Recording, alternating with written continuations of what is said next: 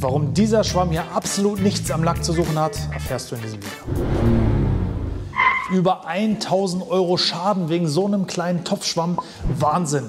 Ich habe gerade einen Anruf bekommen, es kommt gleich ein Kunde mit seinem Auto vorbei, der hat versucht, Klebereste mit einem Topfschwamm, und zwar auch noch mit der rauen Seite, an seinem Lack zu entfernen. Und das gleich, damit es sich lohnt, an 2 Türen. Die ganze Nummer war beim Lackierer und der hat gesagt, pro Tier 500 € einmal lackieren bitte. Und wir wollen noch mal versuchen, ob wir das noch mal retten können und ob wir dem Kunden mindestens 900 € Schaden ersparen können. Der Kunde kommt gleich und dann schauen wir mal, wie es glückt. Zuerst haben wir natürlich das Auto komplett gewaschen, damit der ganze Dreck runter ist, und dann sehen wir uns das Desaster mal an. Es ist wirklich arg zerkratzt und viele Dinger werden wir vielleicht nicht mehr rausbekommen, aber ich glaube, wir können doch eine deutliche Verbesserung erreichen. Damit wir die ganzen Waschrückstände runter haben, das ist sehr wichtig vor dem Schleifen, um eine optimale Leistung zu haben, entfetten wir die Oberfläche, in dem Fall mit Veritas, einem Entfetter von Labo Cosmetica, 1:1 gemischt, und dann geht es auch schon ans Schleifen. Für den ersten Gang gehen wir so mild wie möglich vor. 3M Trisec 3000 ist ein Feuchtschleifpapier, was ein extrem gleichmäßiges Schleifbild erzeugt und damit auch gut wieder rauszupolieren ist. Das ist so unser erster Versuch, die Kratzer zu entfernen. Wichtig ist, dass wir zwischendurch immer wieder die Oberfläche abwischen, weil es ein Feuchtschleifpapier, das heißt, die Oberfläche ist nass oder feucht. Wir sehen unseren Schleiffortschritt erst, wenn wir abwischen, also immer wieder kontrollieren, um einfach nicht zu weit zu schleifen. Wer wenig Erfahrung hat, dem empfehle ich einfach einen Kreuzstrich zu schleifen, abzuwischen und zu prüfen, sieht das Schleifbild gleichmäßig aus, und wenn ja, sehe ich die Kratzer darunter noch. Falls ich sie noch sehe, mache ich noch einen weiteren.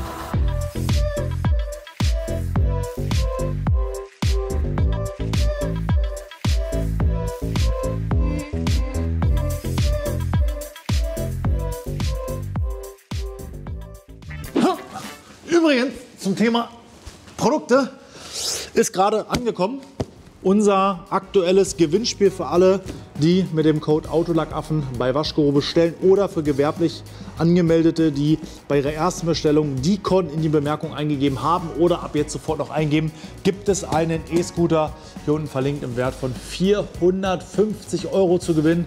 Pro 5 € bekommst du einen los, bestellst du also für 100 € hast du schon sage und schreibe 10 Gewinnmöglichkeiten. Deswegen Bestellprodukte, nutzt den Code oder die Bemerkung und sicher dir einen E-Scooter im Wert von über 450 €.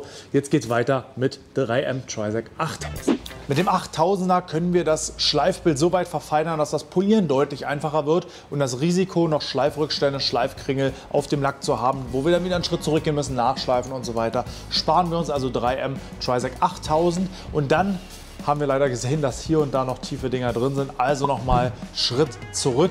Wir haben nochmal nachgeschliffen mit 2000. Hier kommt jetzt auch nochmal ein Vorteil des 3M Trisec 8000, nämlich normalerweise kurz in den Prozess mitgenommen, schleifen 3000, polieren 3000 auf, sehen, es reicht noch nicht und müssen nochmal schleifen, aber wir haben Polierrückstände auf dem Lack. Das heißt, wir müssen wieder entfetten, bevor wir schleifen können. Also es dauert einfach einen Tick länger und wir brauchen wieder Entfetter. Deswegen mit dem 8000er wird der Lack einfach nur noch seidenmatt. Das heißt, ich sehe schon mein Ergebnis und kann schon sehen, habe ich noch verbleibende Kratzer, die vielleicht durch die mattierte Oberfläche abgedeckt wurden. Also hier war es der Fall. Wir mussten nochmal nachschleifen mit 2000 von Hand. Das ist auch ein Schleifpapier von 3M. Verlinke ich euch übrigens auch hier unten zum Nachkaufen. Also punktuell nochmal mit 2000er nachgeschliffen, dann den Prozess wiederholt. 3M 3000, 3M 8000 und dann ging es auch endlich ans Polieren, um die Oberfläche natürlich auch wieder hochglänzend zu bekommen, weil so matt will sie ja auch keiner haben. Polieren ist wie gewohnt einmal eine milde runde Cutting-Politur. Wir müssen hier nicht wirklich Vollgas geben im Schleifpoliergang, weil wir eben mit 8000 schon so fein rausgeschliffen haben, dass da ein Durchgang reicht, um dann am Ende zu finishen. Ganz wichtig ist natürlich nach dem Polieren bitte nochmal auf Schleifkringel, Schleifreste kontrollieren und gegebenenfalls eben nochmal nachpolieren, falls sie zurückgeblieben sind.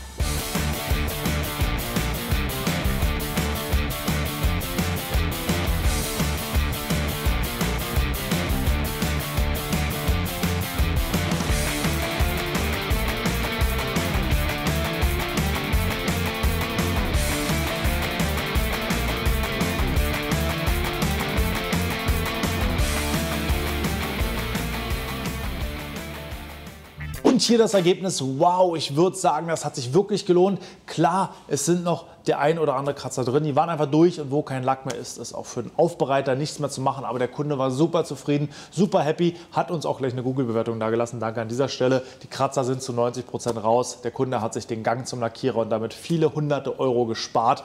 Und wir hatten auch mal Spaß, so einen Extremfall zu machen, weil es ist immer schön, wenn man weiß, ich habe nichts zu verlieren. Die Tür ist eigentlich eh kaputt. Das heißt, ich kann wirklich mal aufs Äußerste gehen und mal Sachen machen, die ich so im Standard nicht mache. Hat mir viel Spaß gemacht. Ich wünsche dir auch viel Spaß beim Nachmachen und möchte dich auch ermutigen, auch sowas mal auszuprobieren. Gerade wenn der Kunde vielleicht eben mit dem Gedanken gespielt, so kann ich es nicht ertragen, ich lasse lackieren. Wenn es bei dir nicht klappt, kann man wirklich noch mal einen Schritt weiter gehen, auch mal Sachen ausprobieren, die man sonst nicht so oft macht. Also mein Appell, trau dich wirklich dran, das nachzumachen. Alle Produkte dafür findest du in der Videobeschreibung. Denk auch an den E-Scooter, den du gewinnen kannst mit dem Code Autolackaffen für Privatkunden oder der Bemerkung Dicon für Gewerbekunden. So, Kundenauto ist gerade raus, alles ist erledigt, hat jetzt ungefähr eine gute Stunde Arbeit gekostet. Ich würde sagen, hat sich auf jeden Fall gelohnt. Wir haben den Kunden den Gang zum Lackierer erspart, weil das Auto glänzt wieder, der Lack sieht wieder vernünftig aus und der kann wieder so rumfahren, stört ihn weiter nicht. Alles Weitere hätte dann wirklich noch viel mehr Arbeit bedeutet. Aber ich würde sagen, so ein kleiner Schwamm kann echt eine ganze Menge Ärger machen. Deswegen, egal was du am Auto hast, bitte den hier gleich weg. Der hat nichts im Auto zu suchen. Ab damit in die Küche und wofür er gemacht ist, aber nicht an den Lack. In diesem Sinne hoffe ich, dass du nie vor der Problematik stehst, so einen Schaden beseitigen zu müssen und ihn auch nicht zu verursachen. Vielen Dank fürs Zuschauen. Wir sehen uns beim nächsten Mal. Hau rein.